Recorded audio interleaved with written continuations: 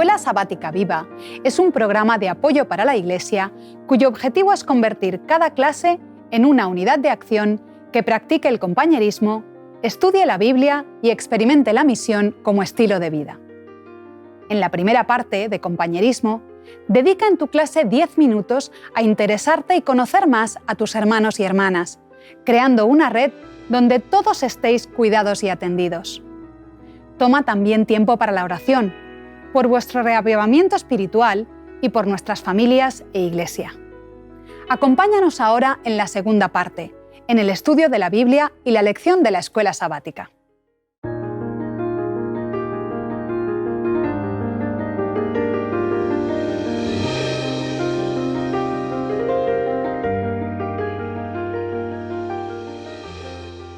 Bienvenidos a una nueva edición de nuestra Escuela Sabática Viva.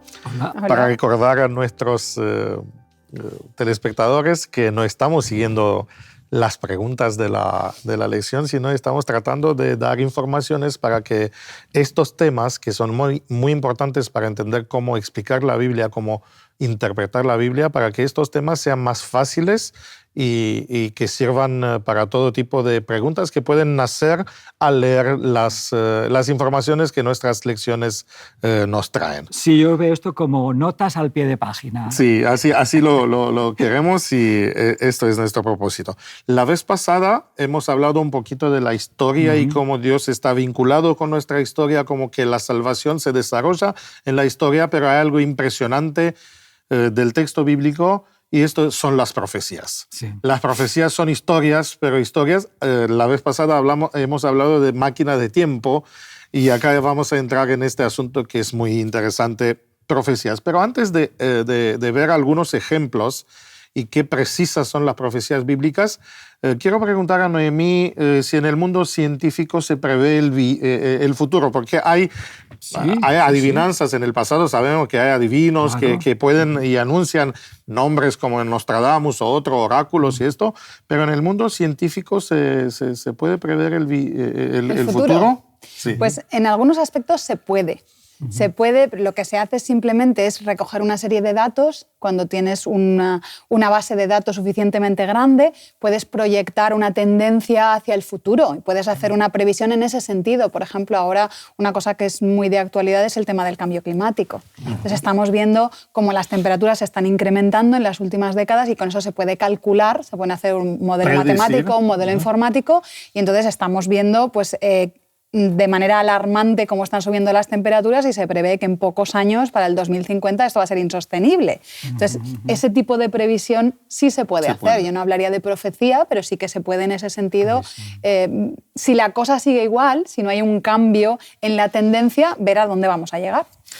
¿Cuánto, vamos a decir, cuán confiables son estos si hablamos de periodos de tiempo largos? Por ejemplo, ¿se puede prever qué va a pasar 1000 años de ahora adelante? No. A ver, lo que se puede hacer es un modelo a lo mejor utilizando datos más antiguos, con cuestiones astronómicas, por ejemplo, de cómo se mueve la Tierra, pero siempre van a ser mucho más imprecisas. Ajá. Cuando más al futuro te vayas, más impreciso va a ser porque no sabes qué factores o qué variables pueden cambiar en el proceso. Intervenir. Así que dependemos de datos y entonces no son profecías, sino son proyecciones de algunos procesos que causa-efecto que la podemos entender.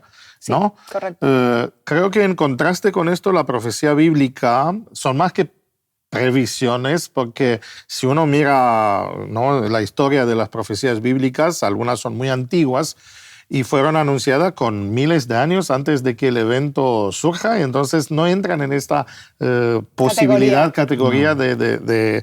Por esto hablamos de una mente sobrehumana o sobrenatural que está detrás de las profecías bíblicas, y esto lo confirman los profetas. Sí, sí. Los profetas siempre dicen que no se le ocurrió a ellos, no fueron ellos los que hicieron estos cálculos, sino que Dios vino y me dijo, Daniel es uno de estos, o un ángel, o un mensajero, o alguien, pero es alguien siempre del cielo, un personaje. La propia Biblia nos dice que las profecías no vienen por voluntad humana. Sí. Sí. Hay verbos, no tanto en griego como en hebreo. Sí.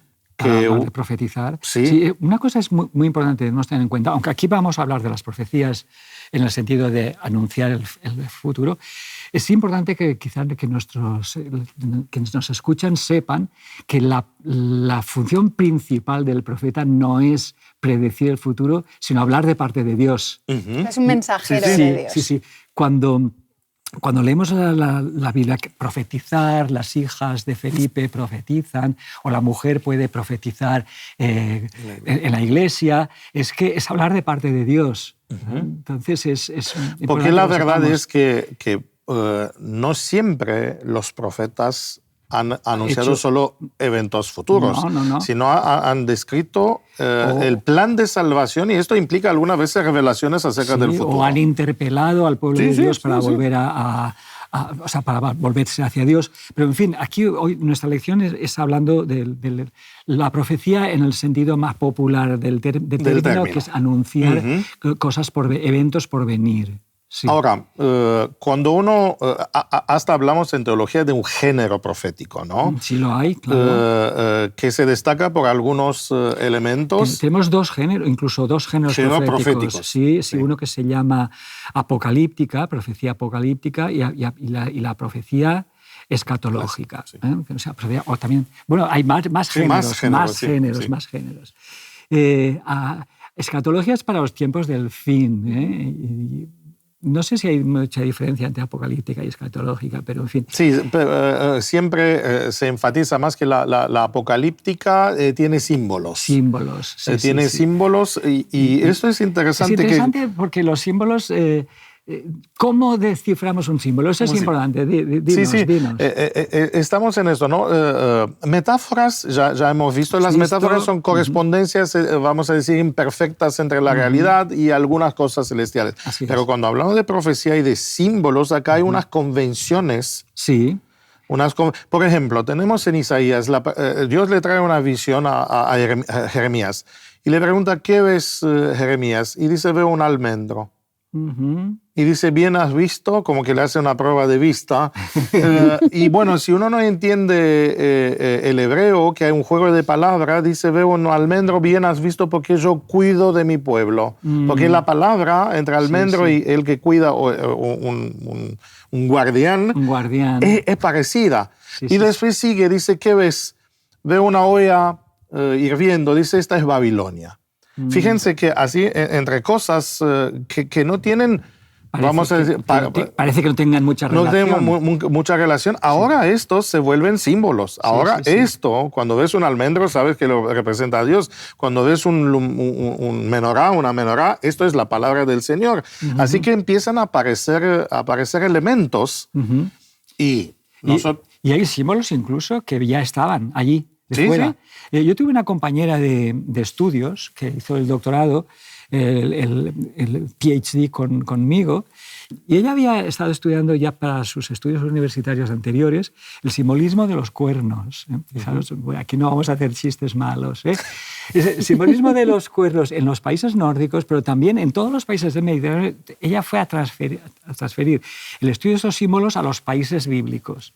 Y en todos no era unánime que es poder, fuerza, autoridad, poderío, reinado. Entonces, claro, cuando los profetas escogen hablar de estos seres con cuernos, todo el mundo lo entendía. Así que no se han inventado ninguna es un lenguaje convencional, ¿no? Porque uno dice, ¿qué tiene cuerno con un poder? Es que esto ha llegado a significar, y entonces la Biblia como que es coherente y en la historia y también en la cultura en cual está escribiendo. Ahora, es muy interesante que muchos de estos símbolos se perpetúan por siglos o traspasan periodos históricos, ¿no?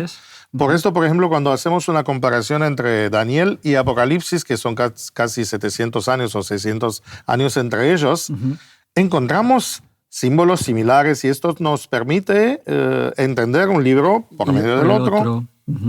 Aparte de las referencias o alusiones directas, Sí. ¿verdad? Porque hace el Juan de... Y saben, estos símbolos parece que son accesibles no solo a los, porque en esto los griegos tenían los misterios, ¿no? De Eleusiacos y todo esto, que solo los iniciados lo podían entender, Sí. solo... yo creo que el texto bíblico es accesible no solo a los judíos, bueno, tenía que aprender el hebreo o saber el hebreo pero es un libro abierto, la Biblia era un libro abierto que se estudiaba cada día o cada semana en las sinagogas y en todas. O sea, no tiene nada de semejante con los oráculos ni los misterios. Y tenemos confirmaciones de esto. Por ejemplo,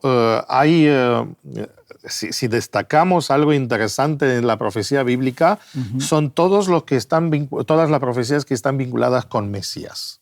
Claro. Sí. Ahora, yo hablaba antes de previsiones, ¿no? De punto de vista probabilístico, ¿qué chance hay que en una persona coincidan o que se... El nivel de detalle de las profecías bíblicas, además de cosas que no tienen nada que ver con eventos anteriores, o sea, que no es una cosa que digas hemos acumulado datos y por eso prevemos que el Mesías va a nacer en Belén.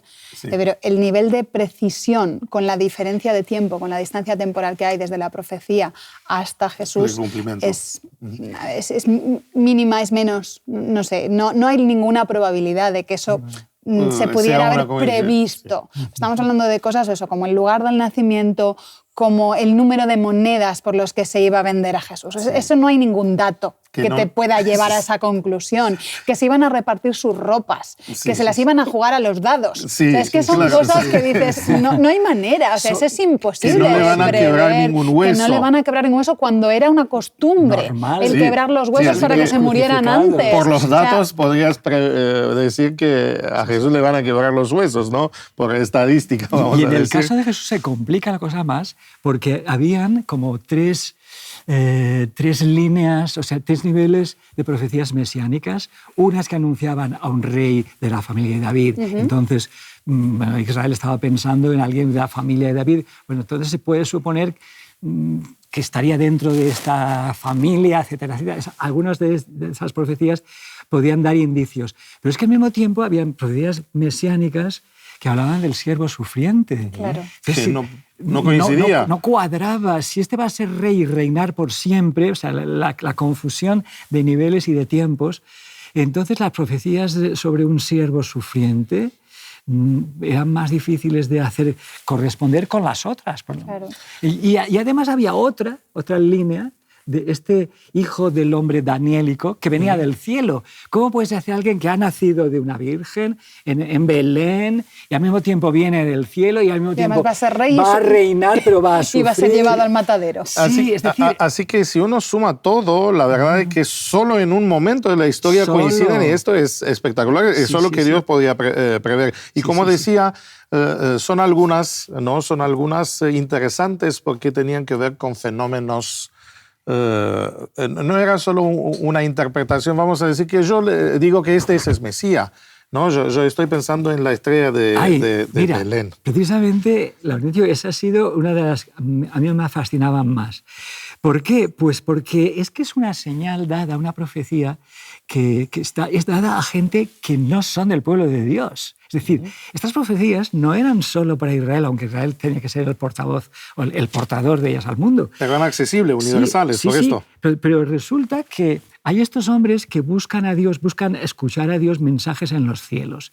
Están equivocados en cierto sentido, ¿verdad? Porque la astronomía se ha mezclado con la astrología desde tiempo. Entonces, eso de que los astros me hablan o me guían, claro que hay niveles que es cierto. Todos los marinos se han guiado por las estrellas, ¿verdad? Es decir, esta gente que buscaba mensajes en el cielo, estos magos, lo escuchan, hay un mensaje, aquí una estrella nueva, una nova, pero es que no nos cuadra, porque resulta una nova cuando has dejado de verlo y a la vez y se queda fija, ¿no?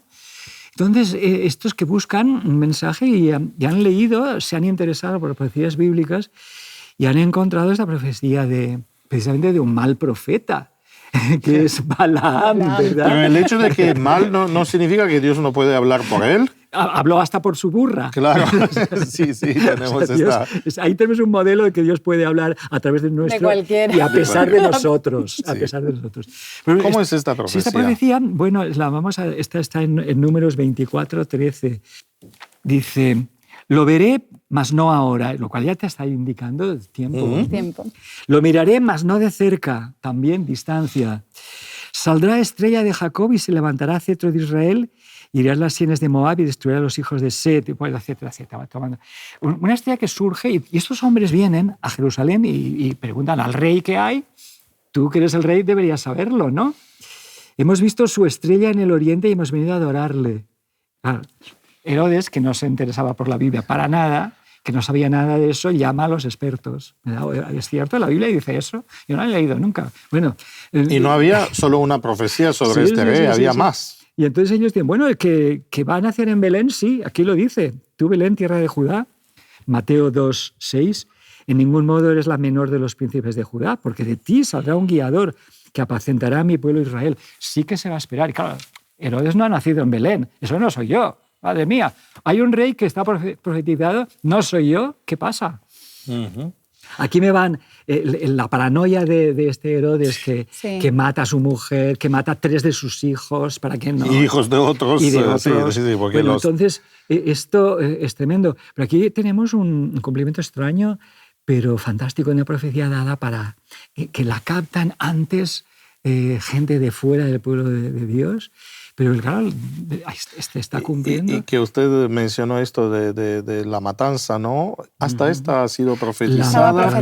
Sí, llanto y gran lamento. Mismo sí. capítulo 2 y versículo 18. Gran lamento Raquel que llora a sus hijos y no quiso ser consolada porque perecieron.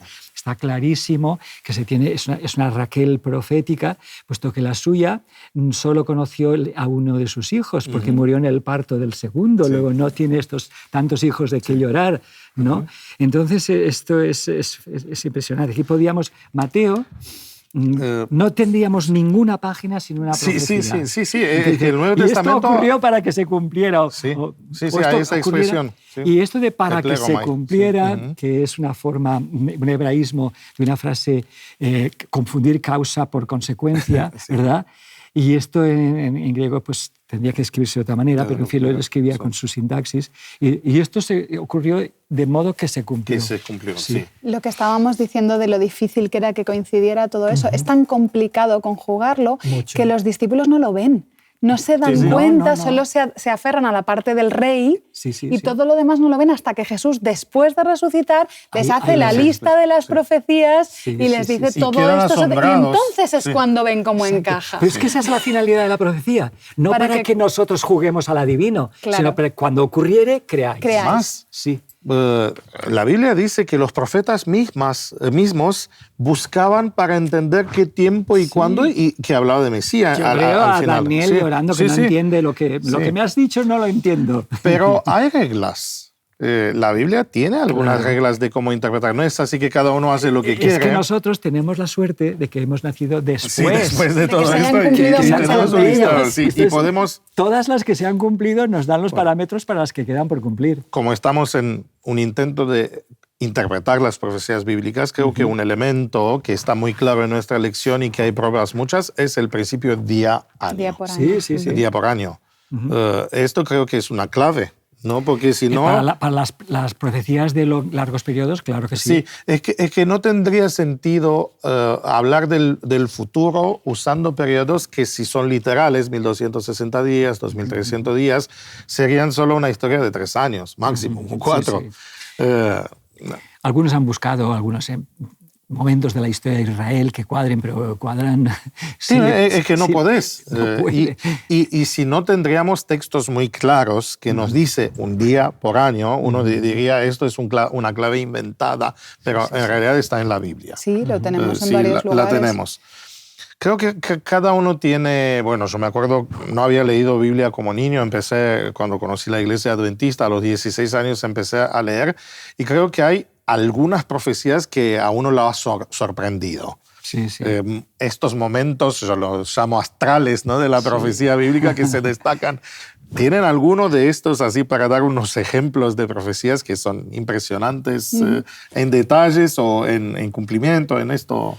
Yo recuerdo cuando yo estudiaba en secundaria, en el colegio aquí, en el colegio de Sagunto, que en el profesor de Biblia hicimos una parte de la asignatura sobre profecía y nos ponían unos vídeos que explicaban cómo se habían cumplido algunas profecías de la Biblia. Y hubo una que recuerdo que me impresionó muchísimo, que es la profecía que se encuentra en Ezequiel 26 sobre Tiro, sobre la ciudad de Tiro. Entonces dice muchas cosas, pero una de ellas, a partir del versículo 4, está hablando de la ciudad de Tiro y dice: demolerán los muros de Tiro, derribarán sus torres, barreré de ella hasta el polvo, la dejaré como roca desnuda, tendedero de redes será en medio del mar, porque yo he hablado. Y luego lo repite varias veces a lo largo del capítulo. Entonces yo recuerdo que en aquel vídeo decía pues, que eso era imposible de pensar. O sea, como una ciudad va a acabar estando completamente plana, ser tendedero de redes, y está la referencia a ser cubierta por el mar. Siendo uno de los puertos más importantes del mundo mediterráneo entonces. Efectivamente. Y entonces luego explicaba cómo eso se cumplió de manera literal, porque las piedras de esa ciudad, de las edificaciones de esa ciudad, fueron lanzadas al mar, fueron por un ejército para hacer un puente para llegar a una isla. Y entonces se quedó completamente aplanada y se veían vídeos de redes tendidas en esa esplanada de lo que había sido Tiro. Sí, o sea, impresionante. Lo que decíamos antes, o sea, es imposible prever una cosa así. Es casi increíble, por esto los críticos de la Biblia han inventado una expresión que es vaticino ex evento, como que todas las profecías bíblicas en realidad han pasado después del evento y han sido escritos como que... Pero para eso tienes que poder demostrar que se ha escrito después, porque muchas cosas se han escrito mucho antes. A mí me ha impresionado mucho. Mi época, las profecías no era mi fuerte en el sentido de que yo me he centrado más bien en la vida de Cristo y en las epístolas. Pero Cristo de Pablo. también hace profecías. Sí, no, y ahí esto está lleno, y el Nuevo Testamento, sí. Había una profecía que me costaba mucho al principio de creer, es decir, los que destruyen la tierra. Vengo a destruir los que destruyen la tierra. Los que destruyen la tierra es una profecía que hoy todos los no creyentes la saben, la sacan. Sí. Es una pena que algunos creyentes no quieran mirarla, miran hacia otro lado, ¿verdad? Sí. Pero esto viene a destruir a los que destruyen la tierra. Hoy esto es una profecía irrefutable hoy. Y esto no se podía haber hecho. Después, porque fue escrito antes de que esto surja y se puede medir. Es que la contaminación de una ciudad, etcétera, iba al mar y la capacidad de regeneración que tiene el mar, porque Dios ya ha hecho las cosas de manera que tiene una regeneración más tremenda. En los tiempos bíblicos, cuando no había... Entonces, la población era mucho se menor. regeneraba todo, nadie destruía la tierra. Y ahora esto es una profecía irrefutable para el más incrédulo que quieras. Sí, y Jesús ha hecho muchas caídas de Jerusalén y todo esto, ¿sí? Vuelvo un poquito porque ya el tiempo se va rápido. Hay una cosa interesante en la Biblia que llamamos tipología. Algunas veces la gente confunde esto con alegoría. Sí. No es que todos son de David, no es que todo es Moisés. La Biblia es muy precisa en esto. Siempre es un personaje histórico, vamos a decir, un evento histórico, que se proyecta como en el futuro en un evento más grande, más universal. Por ejemplo, Moisés dice, después de mí va a venir un profeta de él obedecer. Bueno, fue Josué, tampoco hizo grandes, pero claro que hablaba de Jesús, porque más tarde los escritores del Nuevo Testamento hablan de esto. El primer Adán, por ejemplo, Pablo, y el segundo, pero fíjense, no es una correspondencia exacta, porque Pablo dirá no como el primero, el segundo. Sí, claro, pero fíjense, siempre el segundo es más grande, más abarcante, más impresionante, vamos a decir así. Tenemos mucho de esto en la Biblia. Pablo usa algunas historias del Antiguo Testamento en Gálatas y en esto proyectando. Pero él ya sabe muy bien, le llama alegoría. A esta sí, de Agar. Sara y Agar dice, esto no es una tipología, es alegoría. Y más te dice, debe tomarse otro sentido. Sí, lo dice así. O sea, él sabe, entiende muy bien lo que es tipo, porque usa muchas veces la expresión tipo y antitipo. Y aquí dice alegoría. También proyecta algunas de las fiestas judías y dice que son sombras y figura. Sí, de los eventos. Así que fíjense, para nuestros telespectadores, la Biblia te da herramientas de cómo interpretar este tipo y te explica, ¿no? Que algunos no tienen que tomarse en el sentido literario, literal. Otras veces te dicen que estos son unas correspondencias como una sombra y una realidad, así que no hay identidad exacta. Mira, como hablamos de profecías históricas y de correspondencias, yo hoy os he traído, no he traído una Biblia, hoy os he traído un libro muy antiguo, que tiene tiene unos 100 años. Es la primera edición del Conflicto de los Siglos, que es una visión de toda la historia, del cumplimiento de las profecías a lo largo de la historia hasta las del fin. Tenemos aquí y tiene algunas profecías también. Sí, muchas, sí. Y este es un libro muy interesante. Bueno, como anécdota, es que se lo regaló mi tío, el hermanito pequeño, a mi madre cuando ella estaba estudiando teología, antes de la Guerra Civil Española. O sea, este libro tiene casi 100 años. Se lo regala a mi querida hermana Amparito con todo cariño. Entonces es muy emocionante para mí, porque sobre todo es una primera edición en español que está como Elena White quería, llena de imágenes. Aquí tenemos de Jerusalén, los retratos de los reformadores. O sea, tiene una serie de imágenes, como veis aquí. Sí. Qué bonitas. Prácticamente como mínimo una en cada capítulo. Y es un libro... Para ilustrar. Ilustrando, sí. Aquí tenemos, por ejemplo, Calvino en la cárcel. Bueno, en fin.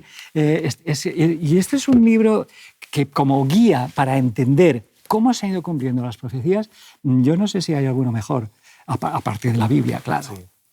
Y creo que si es algo remarcable en la vida de Ellen White es que a ella le gustó mucho, a ella y a los pioneros y a todo eso. Yo tuve la suerte de ser miembro durante 16 años de la iglesia donde Merle d'Aubigné era pastor, que fue el autor de los libros donde ella dice que se inspiró para ciertos pasajes. Sí, citó mucho de este libro. Sí. Entonces era emocionante porque veías allí, es monumento nacional, la iglesia de la calle Tabazán en Ginebra, el monumento nacional por eso, porque el profesor y escritor, que es muy antiguo también, simplemente es 100 años después de Lutero, o sea, no es muy... Merle d'Aubigné fue pastor de esta iglesia toda su vida. Y digo, qué bonito, si Elena White... Fíjense qué interesante, ¿no? Este libro, El conflicto de los siglos. Así que tenemos, por un lado, las profecías de la Biblia. Sí. Y después tenemos escritos de históricos, ¿no? De gente historiadores que confirman... Por alguien que conoce muy bien lo que es ser portavoz de Dios, ¿no? Así que esto es impresionante como después, porque si uno hace cálculo entre cuántos de estas profecías fueron dichos y cuándo se cumplieron, son algunas veces miles de años, ¿no? Así que es impresionante. La verdad es que las profecías siempre nos conmueven y si hay una prueba de la sobrenaturalidad de la Biblia, creo que esto es. Así es. Bueno, como siempre, nuestro tiempo va rápido. Nos despedimos acá. Hasta la próxima. Pero tenemos que prepararnos porque la próxima vez vamos a tomar un tema que no es fácil como abordar pasajes difíciles, porque la verdad es que más allá de estas cosas simples de la Biblia, hay también pasajes que nos dan dolores de cabeza. Bueno. Pues hasta luego. Hasta luego, chao. En la tercera parte de Escuela Sabática Viva, usa 10 minutos y analiza. ¿Cómo podemos aplicar lo estudiado? ¿De qué manera puedes compartir tu esperanza con las personas que te rodean? Animamos a cada unidad de acción a tener una experiencia más allá del sábado. Cread vuestro propio proyecto misionero. Programad en vuestras casas reuniones para orar y confraternizar. Buscad un tiempo en la semana o el sábado por la tarde. Gracias por acompañarnos hasta aquí y querer que tu escuela sabática sea un proyecto lleno de vida. Nos vemos la semana que viene.